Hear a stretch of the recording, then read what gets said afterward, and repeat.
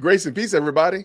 We're back. This is Dear Woke Christian. And I just want to thank you all so much for taking your time tonight. We're going to have a special guest come in the studio. We're going to talk about some fun topics and all that kind of good jazz. We're going to talk about who the honest youth pastor is. Why is he called the honest youth pastor? He needs to be honest.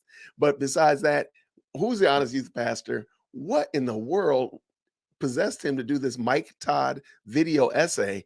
And also, hey, how can I get those lights behind him? So anyway, let's get him in.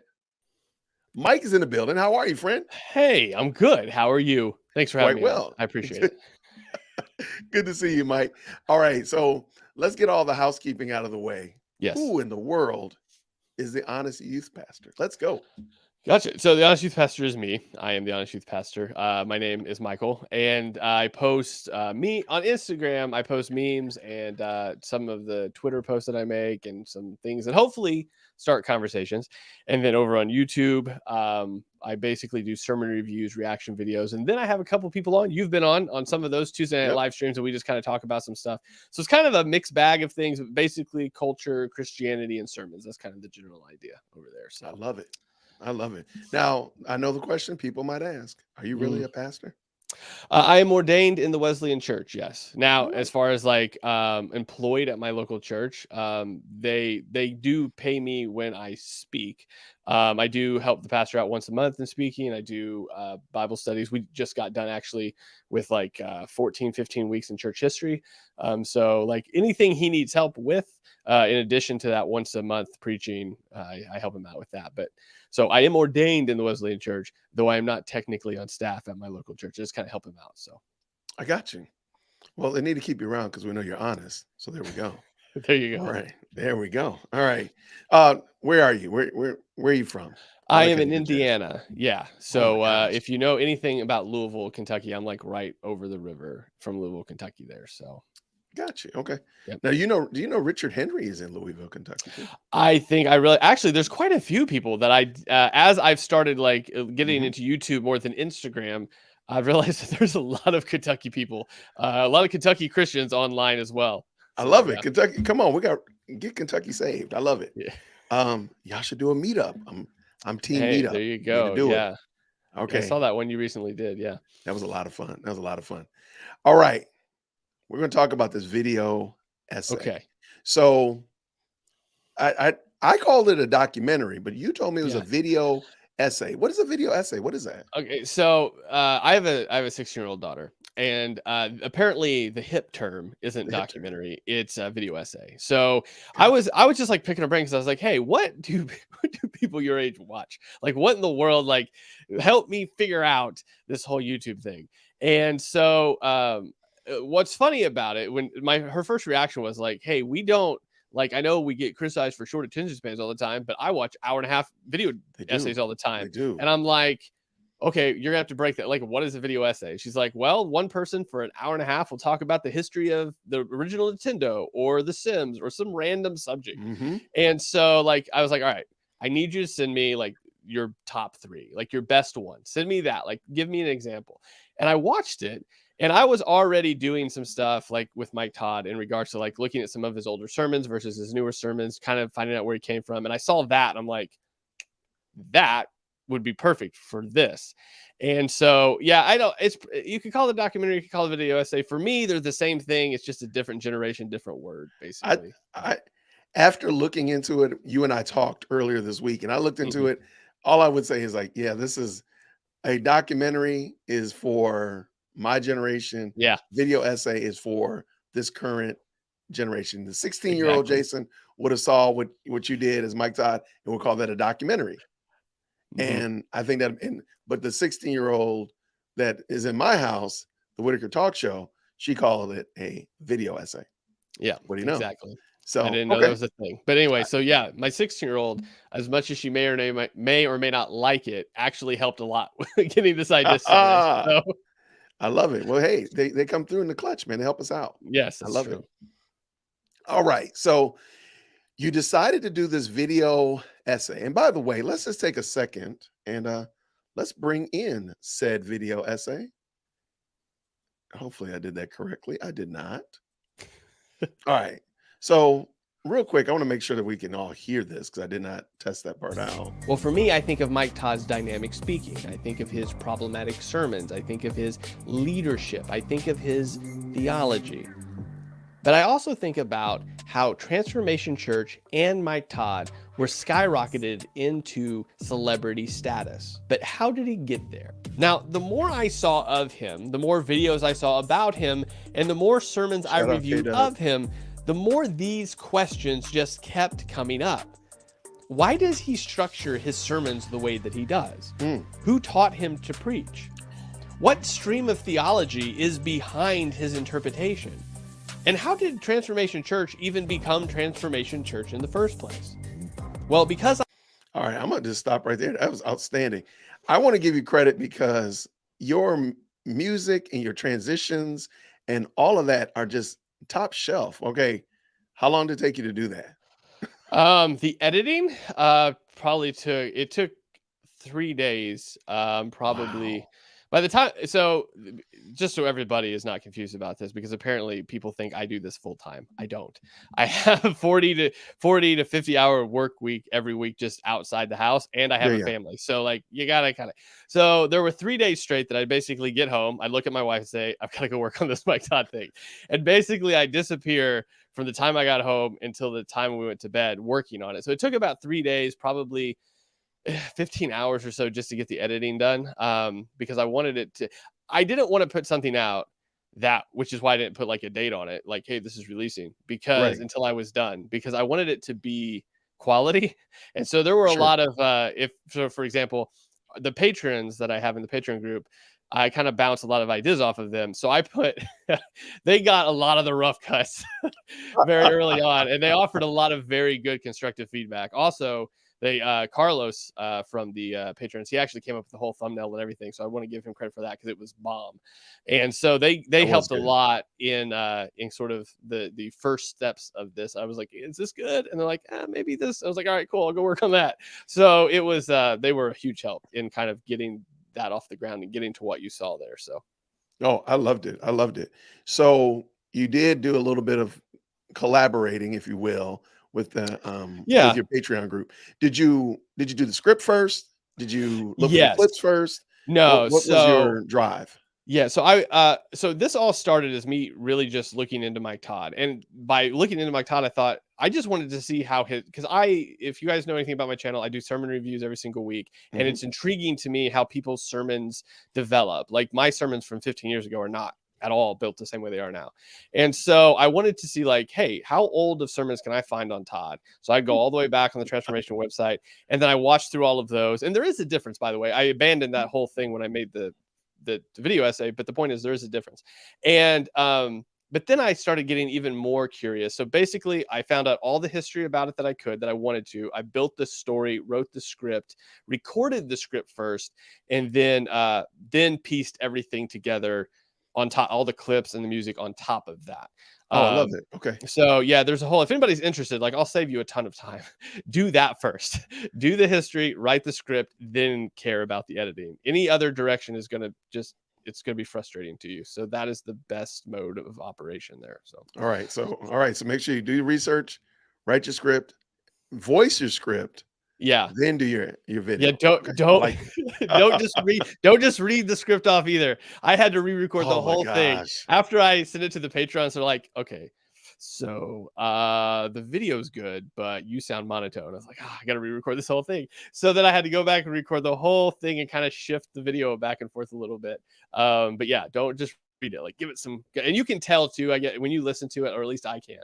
Like there's parts where I've kind of spliced stuff together, but it is what it is at this point. Mm-mm. So No, that was outstanding. Okay. So looking back at the Mike Todd situation and the video essay, what would you say was the most surprising detail about Mike Todd that you're like, wow? Because we all yeah. know about going down the rabbit hole. You'll say wow a couple times. Yeah, so there were two things primarily. I think I'll start with the littler wow first. The littlest Small thing one. that I thought, yeah, I was like, this is interesting. And I kind of there's a whole rabbit trail there that I didn't chase down. But the littlest wow was how Charles Metcalf came on staff at Transformation. He was planting a church called Eden Tulsa, was actually being planted by Life Church, I think. It's Hmm. actually the connection there. And then Mike and him got to know each other. Mike took him on a some part of his sabbatical to Dallas. They got to know each other. Charles actually helped Mike write that first sermon series in relationship goals. And then eventually, I think it was like September, October of that same year, he finally gets brought on and they just kind of kill off Eden Tulsa. And so that was interesting because I thought, well, at least I know now where Charles Metcalf came from, because he's becoming more and more prominent at Transformation. I had no clue who the Sure. dude was. And Right. so that was kind of his beginning. And then the biggest wow, I think, was that Mike Todd's family, including Mike Todd, have been in church forever. Not just like church, but like Right. like big sort of ministry connections in certain circles. Like, so Carlton Pearson, I spent a great deal of time just researching that guy because I had never heard about him before. Really?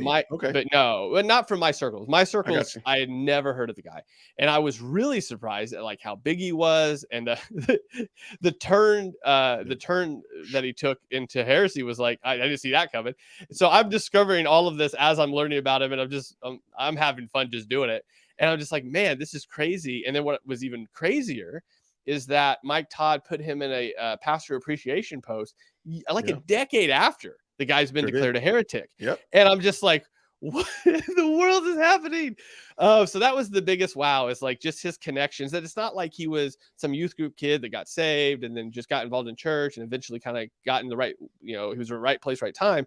Like his entire life has been very much about ministry, and his mom seems to have an enormous impact on that and I on got him. you. Yeah. Yeah. And so like all that was that was a bigger wow for sure. Like a lot of, if you listen to her preach, Preaching. Yeah. you are going to hear a lot of the same sort of kind of tones and methods that he uses too. So Okay. No, that's good stuff. That's good stuff. So you're starting this journey, listening to Mike Todd. Okay, I know this is going to traumatize you, oh no. but about how many sermons do you think you listened to of his? F- as far as getting ready for this, before I kind of transitioned to more of a documentary, it was 6. So I did kind of 2 early ones, or 2, 4. Yeah, it was 6. So 2 early ones, 2 middle ones, 2 recent ones.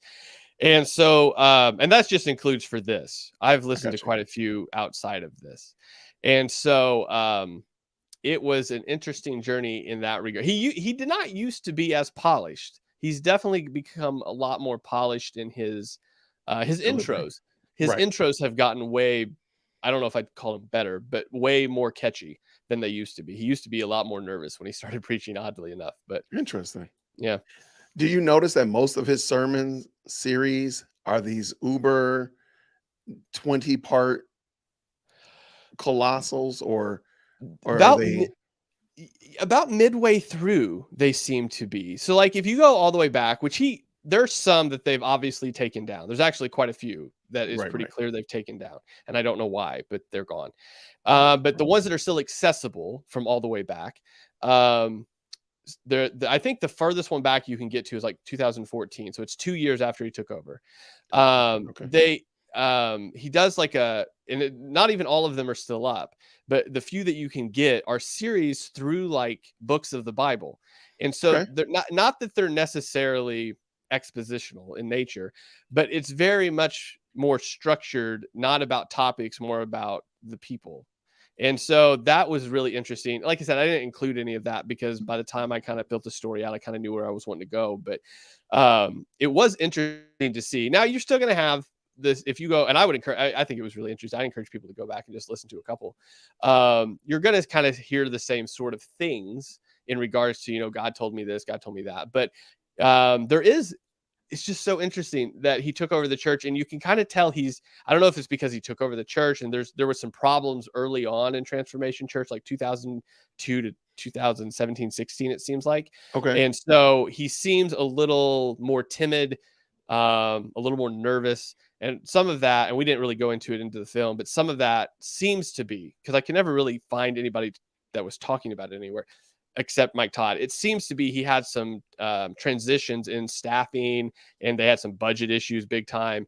And so like some of like him being timid and unsure of himself, I would say probably has some ties in some of that, of him kind of wondering where the where the paycheck's coming. Pay where the money's coming from. Yeah. Absolutely. Okay. So you, I would have thought you listened to tons of his sermons.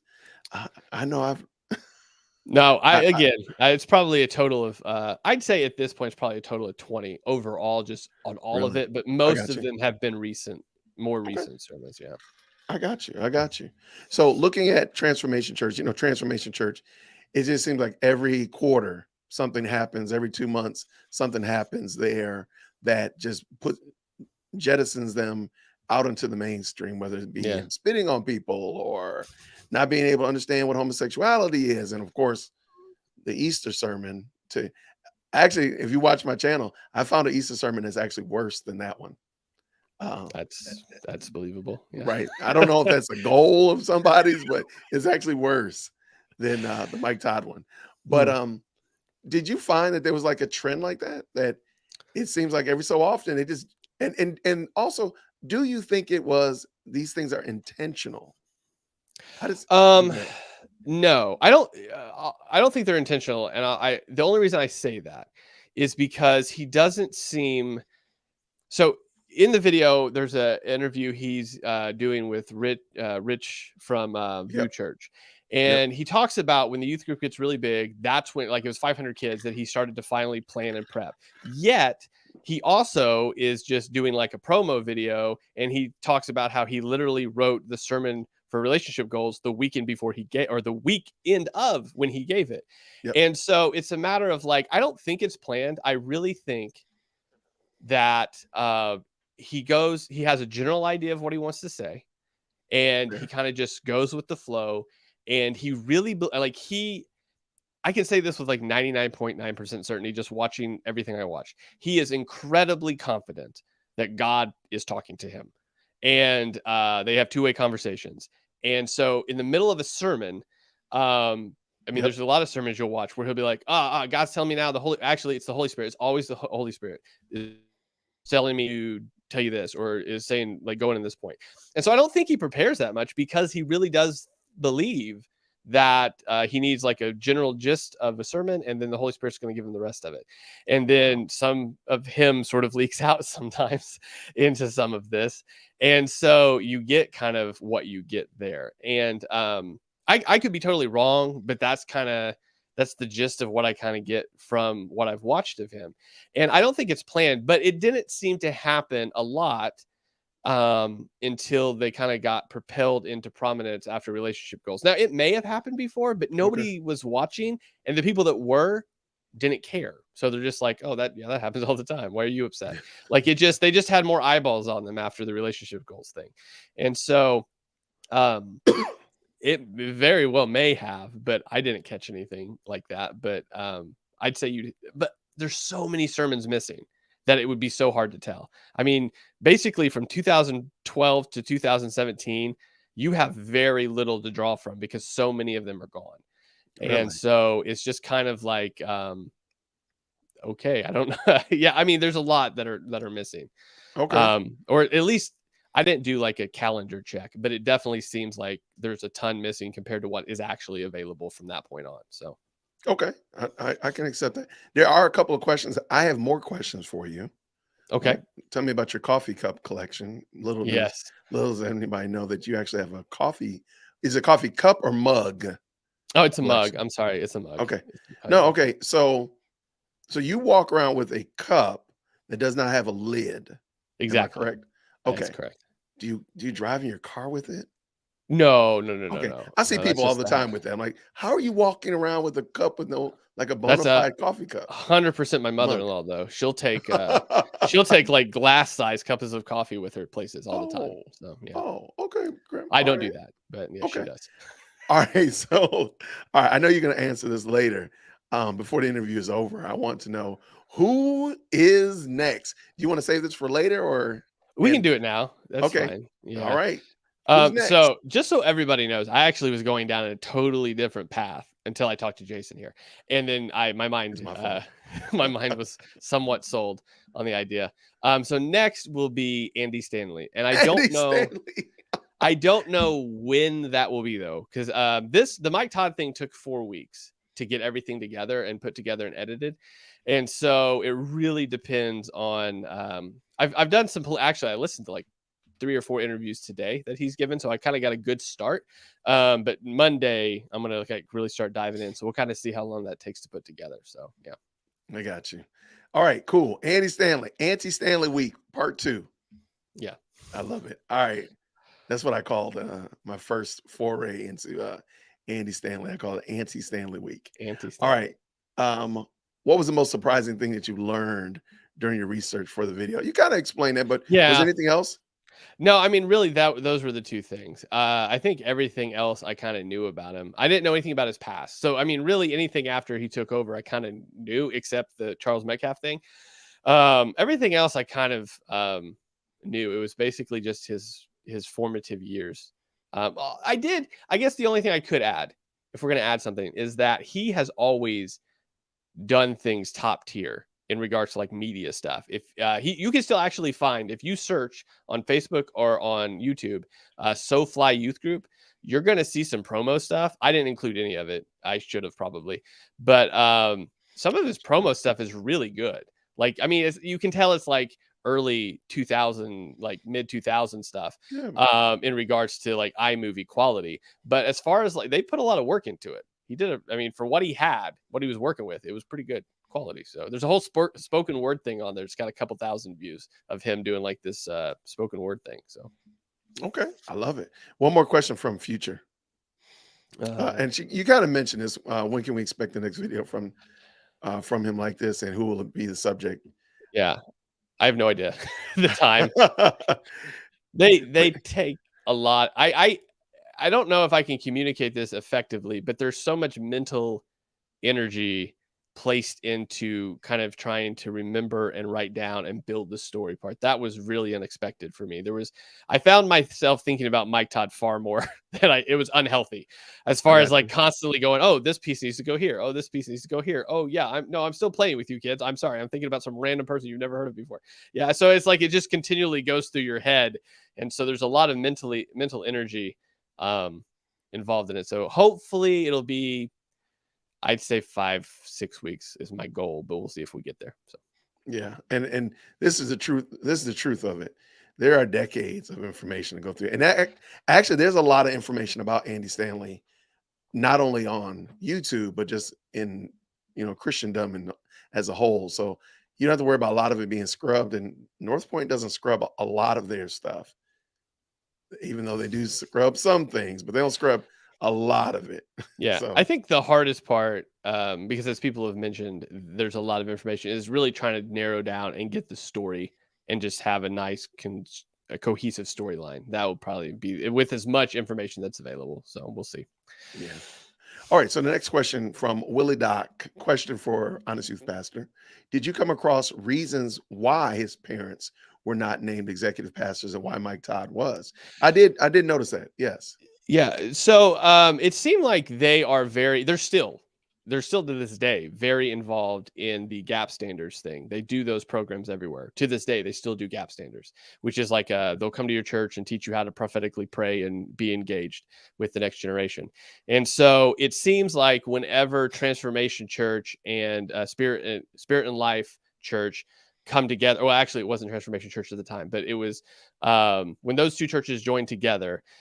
They became the like assistant pastors. Gary and his wife were still the lead pastors. And then Mike, the only reason Mike was named the executive pastors, in his own words, was because he needed more authority. He couldn't just be the youth pastor and do the things that Gary wanted to do. And I think that's something within charismatic. I don't know a lot about charismatic denominations, but it seems like titles are very important. And so Gary seems to give him the title of executive pastor, so he had more authority, but he also had more job roles, because he's not just the youth pastor anymore after he's the executive pastor. He's involved in like church growth and church marketing and like all these extra things on top of youth ministry. And so that was the reason that Gary kind of gave him that, in his own words, in Mike's own words, was to give him more authority and more. It could have just been, hey, I want you to do more. So here's another title, buddy. Right. More responsibility would have worked. Yeah. It seems like, I don't know. I stopped digging on Gary after I got what I needed. But it doesn't seem like that man plans very, very much, but he's still really involved in Transformation Church. So, Interesting. Were you tempted to go down the rabbit trail of Tim Ross? um, no, but only Really? because, well, here's the Oh my thing. So gosh. I did enough background on him to know where he came from, at least, because in a basement interview that they had, they kind of hashed out where they met and all that. And so I kind of looked at Tim's sort of some of his earlier sermons at the Potter's House, and then some of his early sermons at Gateway. I didn't look at anything in Embassy Church because that, for what I was doing, made no difference at all. And so it was just a matter of kind of knowing where their friendship formed, how strong it was, which is really strong. They Right, are right. they are Thick as thieves. besties. Yeah. They love each other to death. And so that's really as far as I was interested in. But again, I gotta stress the thing. There was so much Mike Todd information in my brain. I had no room to care about Tim Ross. So I was just like, all right, this is how they know each other. Fantastic. That's where it sticks in the story. Let's keep going. And but Tim Ross has been Mike Todd's like buddy since his youth group days, like his youth ministry days. It did Wow. not start when he took over Transformation Church. Now he does get a bigger role in Transformation Hmm. Church when Mike Todd takes over, but they've been thick as thieves, it seems like, since like way before that. And again, if you have any questions about Mike Todd, Tim Ross is the reason you have Mike Todd. Mike Todd Yeah. was going to quit, and Tim Ross talks him out of it. So, Now I'm gonna call me skeptical. He has a lot of "I was about to" moments, oh yeah, but then the Lord sent ravens and this, that, and other. Like he has a lot of those stories, and I don't know how I yeah, don't know how much I actually believe said stories because he was about to quit and Tim Ross called, and there's several of those in your story, and I've heard him say them as well. So I'm wondering how mhm. much of those are like, yeah, you were just frustrated, I or you was just hungry. But I don't know if how real they are. I know that he very much seems to believe them to be real. Like I said, I can't stress how it just, at least from the video evidence that all of everything I've looked at, for sure. he is convinced that God speaks to him audibly. And not only is he convinced that God speaks to him audibly, he's convinced they have two-way conversations. He has very little reverence apparently in these conversations, but God's For cool with sure. that. And so but he like he's convinced of it. And so whether it be like, just, I mean, kind of when you're in a situation and you see what you want to see sometimes, I have a feeling that's kind of more of the line, like you're looking back at it going like, yeah, I was going to quit, but then God provided this person with it. It's just like things are already happening anyway, and then you're kind of reading that on top of them, perhaps. That's my take on it. That I think he's, because from a very young age, I mean, I purposely put that clip in there of his mom talking about, I Wow. taught him Yes. how to move the environment, and with the music you could do all. So that's not the only thing she taught him. That's one of the things. So if anything Mhm. she taught him is similar to that, it is not out of the realm of possibility, as far as I'm concerned, that he is 100% thinks that him and God have audible conversations back and forth. And Tim Ross seems to think the same thing. I mean, Yep. in Yes. that Come on. clip that went viral, either right before that or right after that, Tim like stops as he's on stage, leans down as if he just received some download from the Lord, and comes up and says something about the Holy Spirit told me that this is the thing you need to hear right now. And so like he's in that same boat. And I mean, I'm just like, okay, sure, I guess. So yeah, that's the non-charismatic Pentecostal in me No. going, I don't know, man. I don't know about that. Yeah. I'm not gonna co-sign that. So Yeah. Willie Doc also asked question.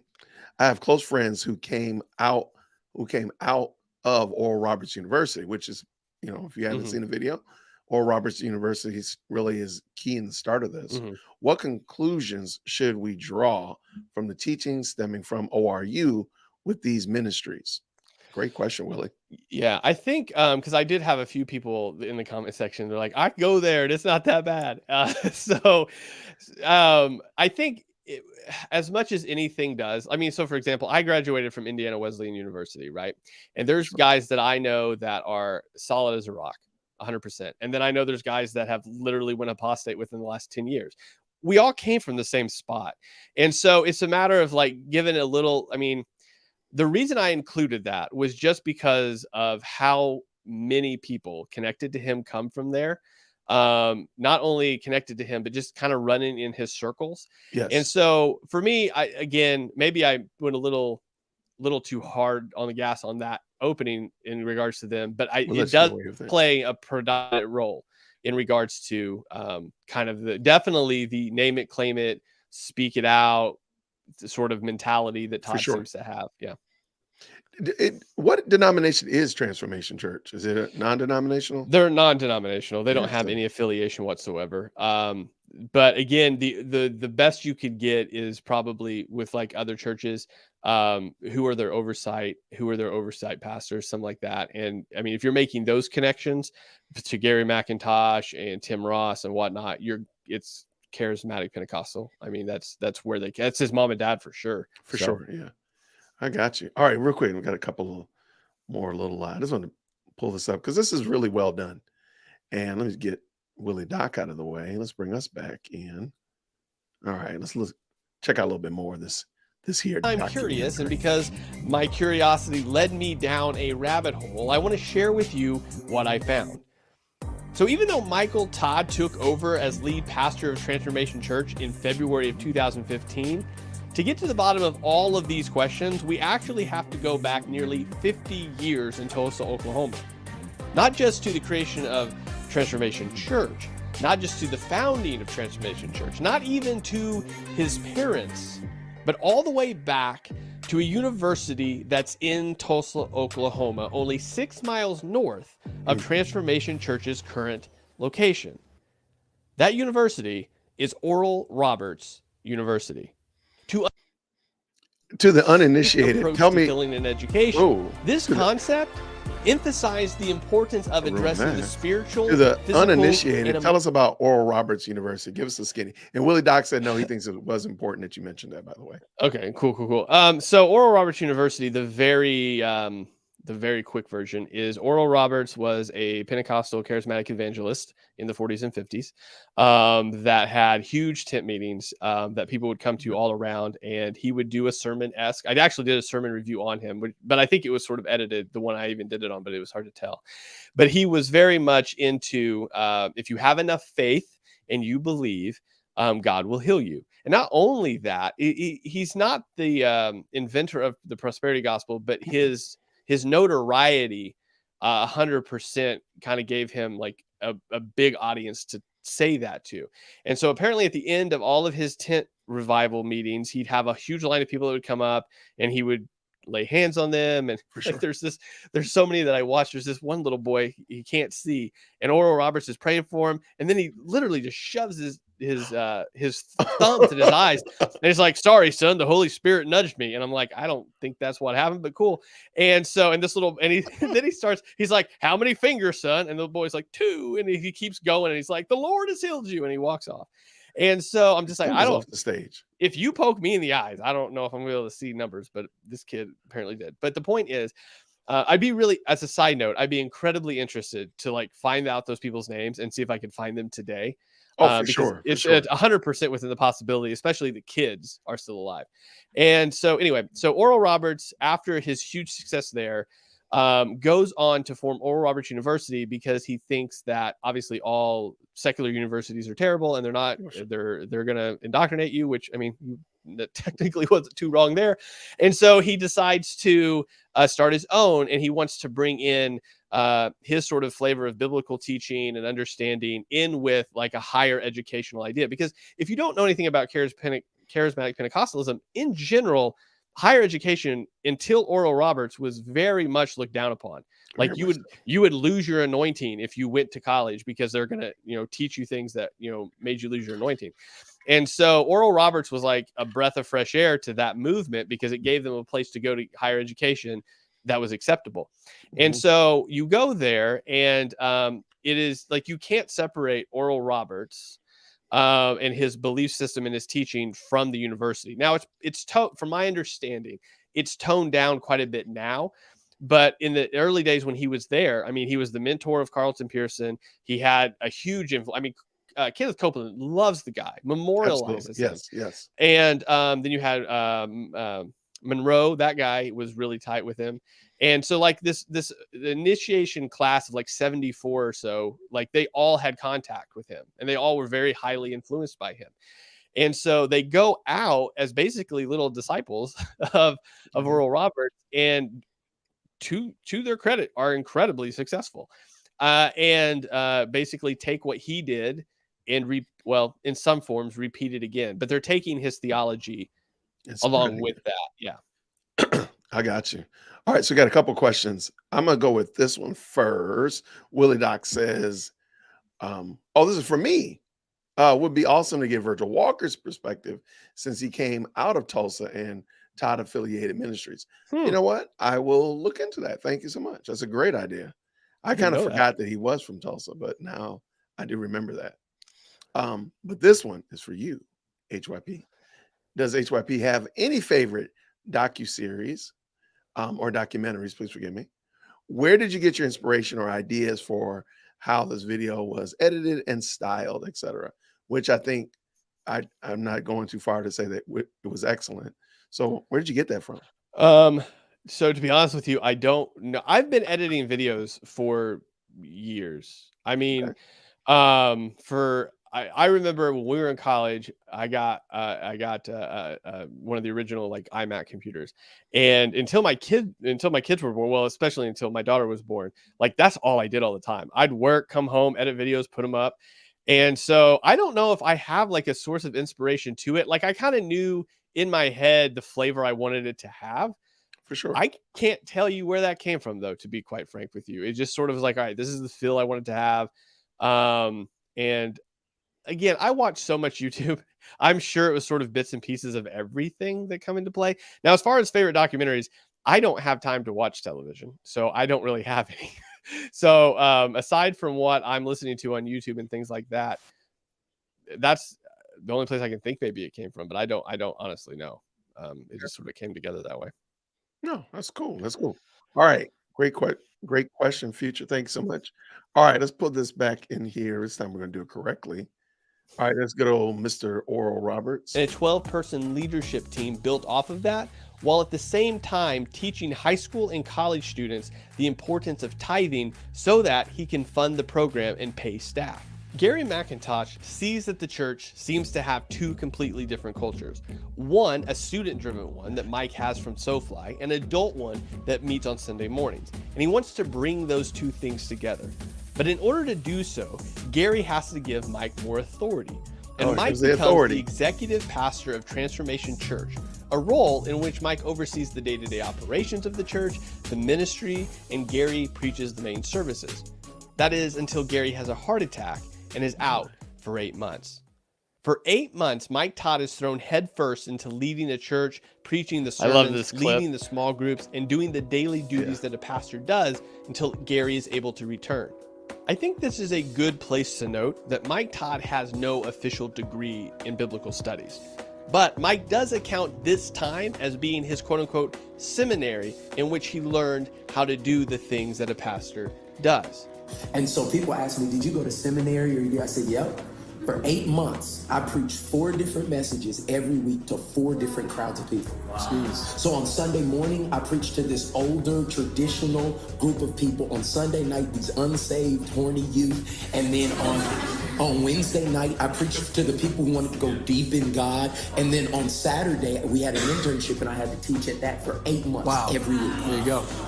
And it about killed me. Yeah. It's like, Eventually, in early 2014, Gary McIntosh comes back and asks Mike to preach some of the services until he's able to fully recover. It was during this Cameras time leaving that me Mike dirty Todd now. says that it was clear that there was no vision coming from the leadership of the church. It's a In cell fact, phone he video, had talked so to Natalie it's and terrible. he was fully okay with quitting the church and moving on. However, this doesn't seem to be the full reason why Mike Todd was wanting to leave the church. Mike describes this as one of the See, and like even that, like that's another Yeah. one of those, like I was about to, the 11th hour, the Lord came through and did something different. Like Mhm. another one of those stories that he keeps telling. But no, this was excellent, man. I think the way you handled it was outstanding. You got another question, man. You're the Yeah. question magnet. Did you ever come across what led to people leaving the church after Todd became pastor? Were they disgruntled, thought the direction was wrong, etc.? So he mentions very slightly. He barely mentions it in one of those interviews with Rich, that he wanted to sort of upgrade everything, put everything online, go a different kind of direction. And so what you can, I guess, the easiest picture that you can point to is that he was basically bringing that youth ministry culture to Sunday morning, Yeah. and they weren't exactly super excited about it. So a great way to kind of visually see this. If you go back and watch some of the early sermons, what you're going to see is in the front, like 3 rows, there's like white haired old ladies and old dudes. And that's kind of what you had. And so you can imagine when you're trying to bring together that culture that you saw in that video of youth night with that Yeah. culture of what they're used to with Gary McIntosh on Sunday morning, that is going to cause some conflict. And so there seems, again, I couldn't find anybody that had talked about it, documented it, anything like that, other than like a few references that Mike makes, that like there was some people that left that were like tithers. And so they leave because of sort of the cultural shift. And along with that, because he loses money, the church goes through a mini financial crisis, it seems like, in which he's basically got to lay everybody off. Now, interestingly enough, he doesn't connect these two. But again, it seems like with all of these people, you have to watch like 7 interviews in order to get like the The whole full story. story. Yes. And Yes. so what I'm able to piece together is that in one sense, he's saying, I lost tithers, and so I have to lay everybody off. Another video, he says the Lord told him to strip it all back and to make it just about worship, and just to make YouTube playlists and tell the people they were going to get paid for a month, but they weren't going to get paid after that because the Lord said to make it all about worship. I'm like, these two stories don't come, like, it seems like you're making a reason. Jesus told me to break up sort of situation. Like, Yeah. he told me I can't do this because I can't pay you anyway. So he told us not to do it. And so it was really, really rough in the first little bit. In fact, if you I did a sermon review on Gary McIntosh, Mhm. and in that sermon, he mentions like, yeah, it's been tense these couple seasons. And I did that sermon review before I got like all of this other information. And he says, your pastor's been going through a lot, da, da, da, da. And that sermon lines up perfectly with what seems to be happening along that time, with some people leaving, with there being a financial issue going on in the church. Honestly, without relationship goals taking off, For sure. uh, Yeah. they would maybe not have made it. The entire history, by the way, of Greenwood Community Church and Transformation Church, and especially Spirit and Life Truth Church, are stories of church plants that were barely hanging on in many of the years of their existence. And they only seem to get ground whenever they start getting an influx of young adults in, that Mike Todd preaches a lot of tithing about and sort of Mhm. disciples them. And then that relationship goals just brings in even more people in which do the same thing. And then he does the whole crazy faith sermon series, and everybody just gives like crazy. And so then they're pretty much on financial footing after that. But Oh, that's good. it seems like, at least. All right. So actually, this is a part that I don't know why, man. I'm just really interested in this Tim Ross for some reason. I think Yeah. I just I don't know. Maybe I'll do a Seminary, review of or I him. said, yep. For 8 months, I How did it preached jump back? 4 It jumped back different a little bit. messages every week to 4 different crowds of people. Jeez. So on Sunday morning, I preached to this older, traditional Actually, group I of think people. I think that's actually problematic that you would preach a different sermon to. Now, yes, if they were bona fide children, if they were youth, then yeah, maybe. But what does an adult need differently than a college student? I think that's problematic. I've heard I Jamal Bryant say that, but go ahead. Yeah. Well, what he's talking about there, I think specifically, is 4 different ministries. So he's got the Sunday morning ministry, and then he's got the youth Okay. group ministry, and then he's got, when he said dig deeper with God, they actually had up until pretty recently a dig ministry, which was like a deeper Bible study thing. And Okay. so like these are all 4 separate things. And so he's having to come up with different sermons for each of these. So the youth group, and then the adult or Sunday morning class, and then the dig class. And so that's what he's talking about there, is that he basically, when Gary leaves, Mike now has to provide a message for all of these different. So on Sunday morning, Wednesday night, whenever the dig was, I don't even know. But so he's putting together all of these separate things for these separate ministries, I which got you. apparently he's in charge of all of them. So All right. Well, then let's go. Let's finish this up. I want to. the next part. On Sunday night, these unsaved, horny youth. And then on Wednesday night, I preached to the people who wanted to go deep in God. And then on Saturday, we had an internship and I had to teach at that for 8 months every week. There you go. And it about killed me. Yeah. Eventually, in early 2014, Gary. Okay, we actually heard this part, so I don't know what happened. It kind of rewound back. Did you notice? Okay, let's just address the elephant in the room. Did you notice that Mike Todd makes a lot of innuendos and talks about makes sexual jokes a lot? Yes. Now he gets that, it seems like, again, in fact, at one point in, I think it was the basement interview between him and Tim Ross. It's coming up. He credits Tim Ross as giving, I don't think I included the clip, but in that same interview, he credits Tim Ross as giving him the freedom to open up and be himself and not a cookie cutter version of what he thought people needed him to be. So like some of the original sermons, you can see he dresses in suits, like he's far more formal. And then you can kind of see that go away over time to where it becomes more of just whatever he wants to wear. But he credits Tim Ross as being the person that tells him that, hey, you need to be yourself. You need to be, don't be this fake version of yourself just to please people. And I think that sort of opens up the vernacular that he uses too, to where he feels freer to do and say the thing. Now, again, all of this is just based on what I saw. 100% of it could be wrong. But from what I'm hearing from his own mouth, that seems to be kind of the turning point for him. One of the turning points in ministry was him and Tim Roth's friendship and how that kind of develops over time. I mean, he credits Tim Ross, for example. I don't include this either, but he credits Tim Ross for saving his marriage. There was a point that him and Natalie were almost done. And and so the funny thing is, this was they were at a marriage conference with a lot of other people. He says they were having a fight because Mike was concentrating far much on ministry and not enough on the family. And then he calls Tim for advice, and Tim has him send his everybody he brought with him at the conference back to Tulsa, find somebody else to preach. And Natalie and him go over to Ross's house and have basically a sit down with Ross's wife and Tim, and they basically have it out. And Ross apparently like rips his head off and tells him to start doing things for his family. And he credits him for saving his marriage as well. I think it's the exact same podcast, actually. So, wow. Okay. Here, let me, I don't know why Tim Ross is getting really the yellow glasses. I need them. No, I need the yellow glasses. Really don't. No, you really don't. Our time district. And this was how he said, he's like, hey, what's up, Mike? This is Tim. Because this is our first phone conversation. Yeah. Post conference. Yeah. Period. We've never talked. We've before. never talked on the phone. No. He said, right. He said, yeah, you've been in my dreams. God won't let me sleep. And I just need to know what's going on.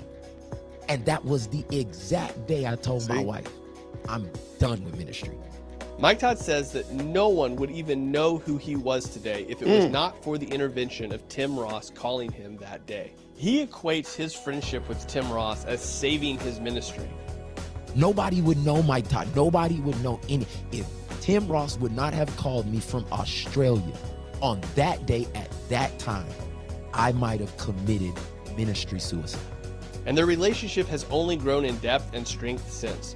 And it continues to do so as Tim Ross is now the oversight pastor of Transformation Church. At some point, I can totally believe that Tim Ross is the reason why he talks like that.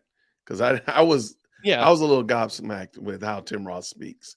So if he is his oversight and he is his, the reason why he's in ministry, nobody would know who Mike Ross is. I mean, Mike Todd is. If it wasn't for Tim Ross, I can totally believe that he's giving him license to talk like that. He calls him his Bible man. Like he repeatedly in almost every interview that has anything to do with like, hey, who are your influences? He'll say all the time, Tim Ross has Bible for everything. And so he's just kind of his go-to Bible. I mean, again, Mike admittedly doesn't have any training, and not that you necessarily need to, but he doesn't seem like he has defaultly decided to go after it himself. He seems like he relies very heavily on Tim Ross. I could again be wrong. I'm sorry, Tim. I probably should have texted you to ask you that question. But the idea was, I have a whole story. I'm sorry. Tim isn't very happy with me right now. So the idea was that Mike Todd goes to Tim Ross for everything Bible.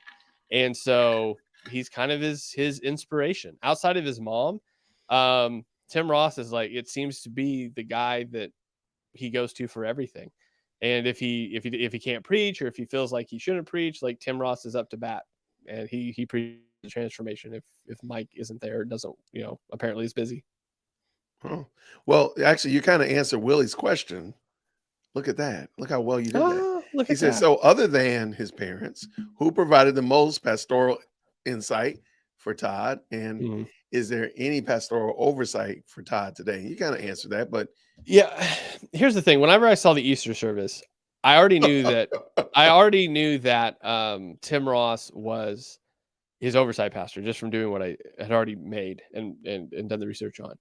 And then I saw Tim Ross make that do the whole thing that's went viral. And so the reason I said, hey, Tim, I should have texted you beforehand, because I've spoken to Tim a few times. Tim reached out to me because I made a clip about him before that clip. And then I posted that other clip, and he texted me again and told me that he wasn't very happy with that clip.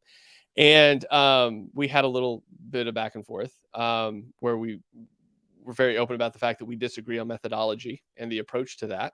for sure. And I think the idea is that Todd does have oversight. Tim is his oversight, but Tim doesn't seem to have an issue with the way that Todd says things or preaches. Like he seems to co-sign everything. If he didn't, he would have had a more vocal, if you want to call it an apology for the Easter service, than they did. And they didn't have any of that. So I would love to know, watch this. I would love to know, what does Tim Ross shoot down? Like, what has he told you not to do? mhm. Because it doesn't seem like you have any, everything I've heard, like, who allowed you to do this? Who co-signed this? Mhm.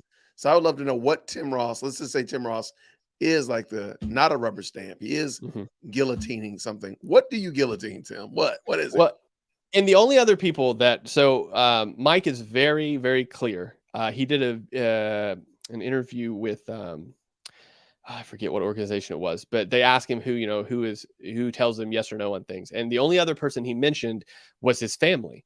And so like his mom and dad and his brothers have a big, according to him, have a really big portion in that, telling him, hey, you should do that. Hey, you shouldn't do that. This is a good idea. This isn't a good idea. So in my opinion, and this is just my opinion, your family shouldn't be anywhere close to your oversight, because there's way too many conflicting issues there between them saying yes to a lot of things that they maybe shouldn't say yes to. That's the same reason, like, if any elder board at a church is there shouldn't be anybody on that elder board that's related to the pastor. That just is a conflict entirely. And so his big people that he looks to are his parents and his brothers and Tim Ross, according to Mike Todd himself. Those are the people he goes to. And I know Gary, he talks about Gary McIntosh being like, the founder all the time. Gary seems to be like the leftover trophy, like, hey, he helped do this, and so he's still here.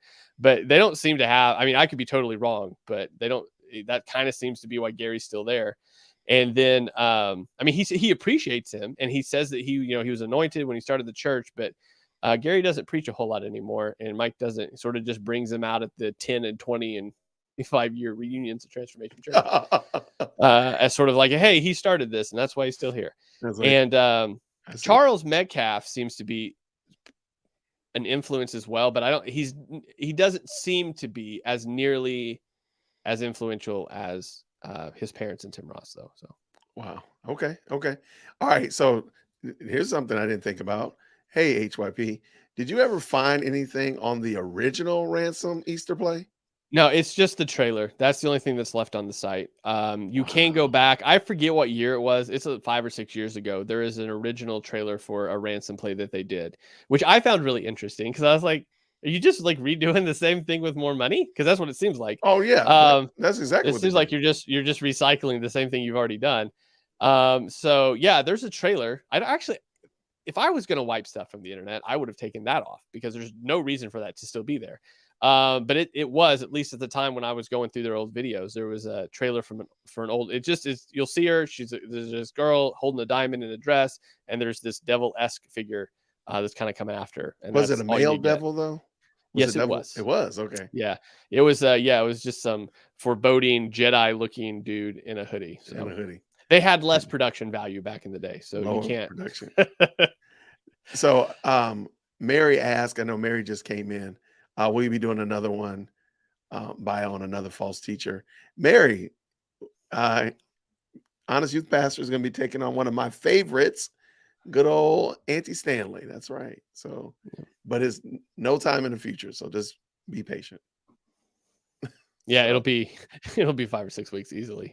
If that, it might be longer. We'll see. I'm telling you, his series are not as long. I think the most, and I could be wrong, but I think the longest one I saw was 7. Yeah. Well, the Sermons, reason but Mike Todd's are so long is he, according to his own words, seems to write them literally the week or the weekend before they're preached. yeah, So he just kind of comes up with an idea. It's like, we'll fit that in too. And so he just does because he can. So I totally believe that. I believe you, sir. I do believe you. that seems to be. I don't know. So Kiana said with a snarky comment, so HYP, you're saying basically there is no one who loves Mike Todd because it's yeah. enough to tell him to sit down or enough to stop doing the things that he does. I'll be honest. I know we're coming up on the hour. I don't know how long you're wanting this to go, but so here's the thing. It seems like if you're watching some of the things early on, it seems that he's more of a casualty of the theology he was taught when he was younger. That just seems to be like Okay. he just kind of adapted what he had and he just goes with it. More now, I'm less convinced that that's still true now because there's been people that have been around him that have told him surely at this point, hey, what about this? Maybe this. And at this point, I think it seems that it's more like willfully like, yeah, you're wrong. You're just like trying to, you're from the Satan. Right. You're, I think before though, he's basically like all of us. It's just, you're born into it, you're taught it, and that's what it is. And then you grow up and that's what you got, unless you, kind of learn or deconstruct, reconstruct, think about it, whatever term you want to use.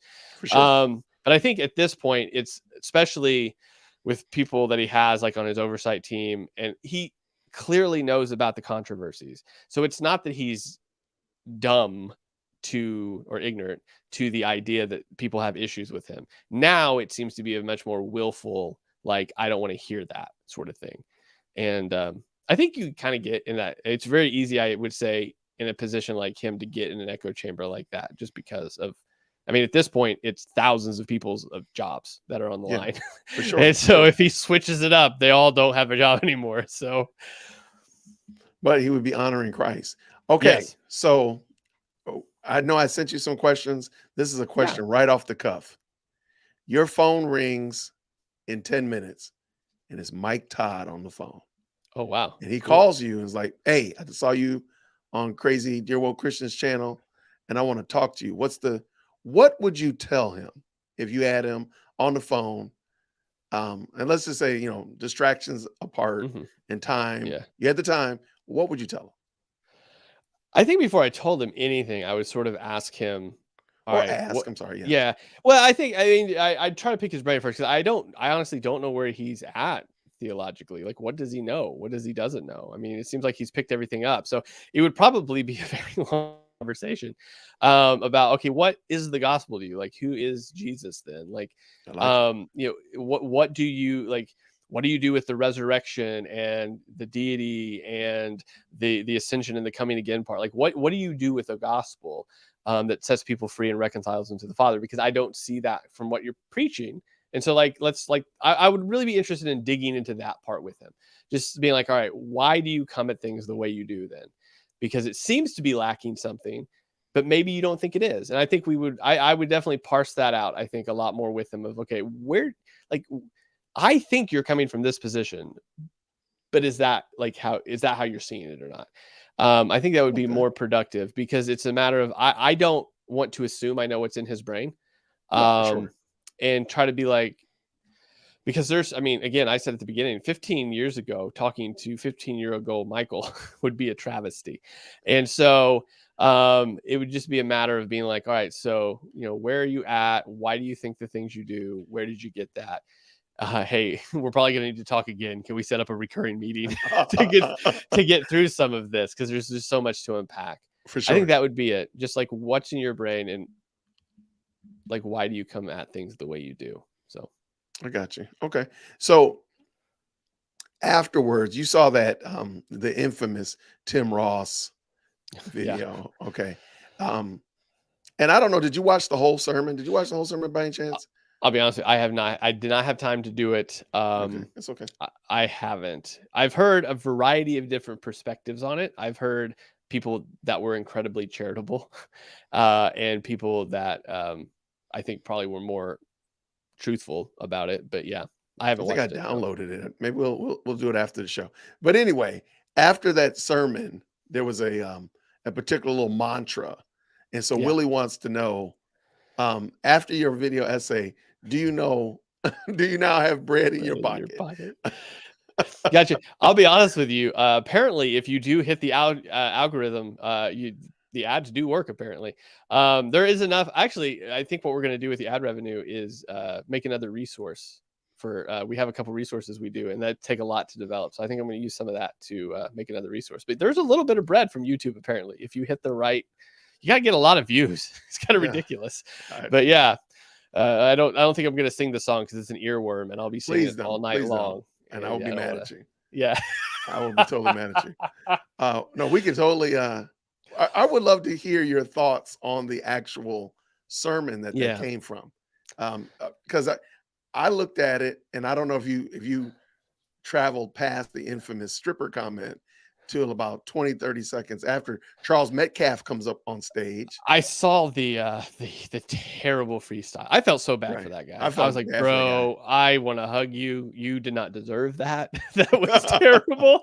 I mean, even one of the lines that he's like, yo, I'm not a freestyler, but I can rap real right. I'm like, you're trying to save it. I appreciate you trying to save it. He's like, don't ruin my career over this. Right. I felt bad for the guy. But that was just, to me, I feel like that sermon or that lecture, that TED Talk, whatever that was, really gives you a real good perspective on how Tim Ross thinks. And I think it does. And if this is, again, his spiritual oversight, then I think it kind of lends itself to why Mike Todd thinks like that. But I scrubbed through a little bit of it, and I did listen to a very short section where he was talking about he had never had money before, and this podcast that he does has put him into a whole nother bracket. And now he had he had to pay back the IRS, but he was like, no big deal. Here's 30,000. It's no big deal. And so it seemed to me very much old covenant sort of feel like, hey, I did this for God, and then God did this for me. And if you do this for God, God will do it for you too. And I was like, that's very Old Testament. Yeah. Like, you obey and I'll bless. And it's like, okay, that's not really, it's not new covenant vibes though. So it's sort of, it was really interesting. I don't know. Yeah. It was it seemed a very short section that I listened to seemed very prosperity minded. So. Oh no, that's the whole sermon. The whole sermon is prosperity. I did a review of it. Cursory review of it. I think he mentions the word bread like 195 times. I think I saw part of that video where you search the transcript. Yeah. He does. He mentions bread 195 times. God was like, gets a nod at like 30 or something ridiculous. Like, it's crazy, but maybe we'll talk about that another time for sure. Cool. Let's see. I think that was all. Future says, I would definitely encourage everyone in the chat who hasn't seen HYP's video to go watch it. It's very well done and informative. And anybody named Future, we got to believe them. We got to agree with them. I think I'll put the link at the top of the chat. If I didn't, I hope I did. I got to double check, make sure. But honestly, the amount of people that have watched it has blown my mind, and the amount of comments and like emails that I've received about it has been really encouraging. I didn't think it was going to be as well received as it was. It was made for my audience, which is, I mean, people that like sermon reviews, and it has went far outside of that. So, do you feel like the overall consensus has been? Yeah. The overall consensus is it demonstrates that I hit where I wanted to hit. I wanted to hit down the middle. Here's the information. You make your own call. That is the overwhelming, I say 90% easy of the comments that are like, yeah, that's where I kind of felt this hit. The interesting comments are there's like a 5 and 5 on each side. The 5% of people think I'm dragging the guy and it's like a hit piece. And it's like, I hate Michael Todd.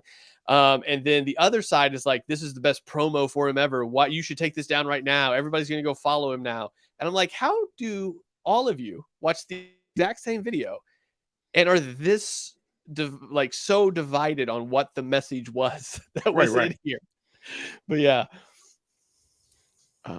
Oh, this is a good question because they are notorious for this. Willie Doc coming in Hmm. with the great questions. Has Transformation asked you to take down the video? Well, first of all, they wouldn't ask. They would just strike it and then it would go Right. away. There's that too. But no, and I think the reason being is I was very careful in how I clipped it. And there were quite a few comments about the music being annoying. And I get that. I'm trying to learn how to mix better than I'm not a mixer.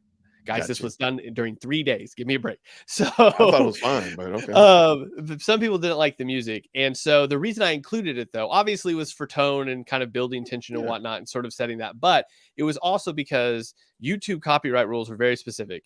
It has to be unquestionably a transformed work. So Yeah. that's why they're not even full screen. That's why a lot of those videos are like little bitty. There's music over top of them. It is clear as day that these have been taken out and are purposefully edited to fit in with what I'm the story that I'm telling. Terms of service. Yeah. Yeah. And so, yeah, I don't think, honestly, because I've had sermon reviews taken down for similar reasons. And yeah, I was incredibly careful to be like, all right, what is everything I can do to make sure they don't have a legal leg to stand on? Not that they would want to. It's not even close to a hit piece. I don't know why they would ever even want it to be taken down. It tells their story. And the only way it gets a little maybe iffy is at the end where I'm like, I don't know where he's going. But that's like the worst it gets for them. There's a whole nother ending that the Patreons got to see that was way worse. So that one got kind of changed. No, I mean, and I want to give you props because you didn't do any character assaults. There were a lot of things that I'm sure if we just asked the chat to type in some questions, they probably would have had. There's a ton of physical and just clear, obvious questions that I think somebody could have done that would have definitely taken this docuseries video essay into the wrong direction. So I totally get it. I appreciate it, man. And yeah, you could have, dunked on him at the end and said he's a heretic and so on and so forth. But at the end of the day, I think it was intriguing. So if they did watch it, they'll say, hey, you know what? This guy did tell our story. Maybe we Yeah. can listen to what he's talking about and give him a, I know for a fact some of the members have, because you can see through the comments. Yeah, I mean, yeah. they've commented that. So I don't have any doubt that somebody on their team has seen it. I'd say Tim Ross has probably seen some pieces of it, just because we've had conversations. So I'm assuming sure. he probably knows about it. I don't, the sermon reviews I do, as little as those get views, I know some of those pastors have seen those. So I have no doubt that somebody from Transformation has seen it. And my hope honestly is that they find it to be honest and well put together and factual. That, because I dotted my I's and crossed my T's on almost everything I could definitely do that on.